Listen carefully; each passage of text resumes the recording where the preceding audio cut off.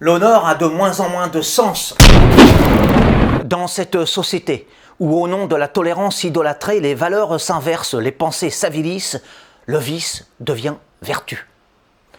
Les gens d'envergure qui ont de l'éclat et tiennent à le conserver sont persécutés, bafoués, vilipendés par un système galeux, c'est-à-dire non seulement par l'État, mais aussi par une partie des Français eux-mêmes contaminés par la peste de ce régime infecté. La police est aux ordres de l'officielle corruption, la justice tombée dans la fosse de l'iniquité, le pouvoir au service non pas des citoyens équilibrés, mais d'idéologies perverses qui dénaturent l'humain. Et les médias complices, alors par intérêt purement crapuleux ou doctrinal, entretiennent consciencieusement ces miasmes politico-sociaux.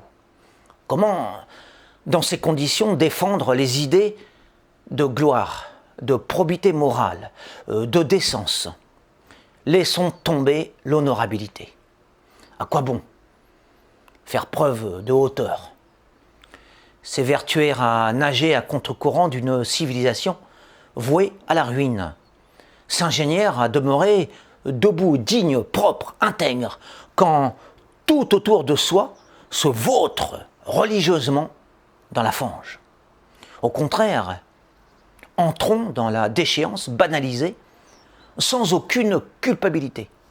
Profitons de la bassesse républicaine pour mieux jouir des noirceurs de la décadence qu'elle nous offre en guise de laurier, car, de surcroît, nous serons applaudis, considérés, valorisés pour avoir contribué à répandre un peu plus de merde dans cette France vouant un culte suprême à la décrépitude de ses enfants.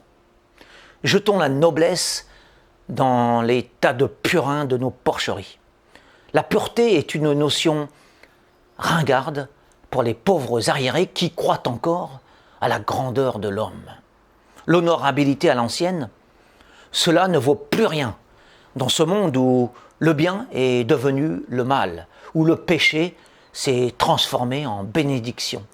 Ce que nos aïeux et pas si loin nos parents appelaient sacrilège, blasphème, profanation, ce sont aujourd'hui des droits pour tous, autrement dit, des biens de consommation élémentaires. Envoyons le mérite jusqu'au fond des trous de nos chiottes.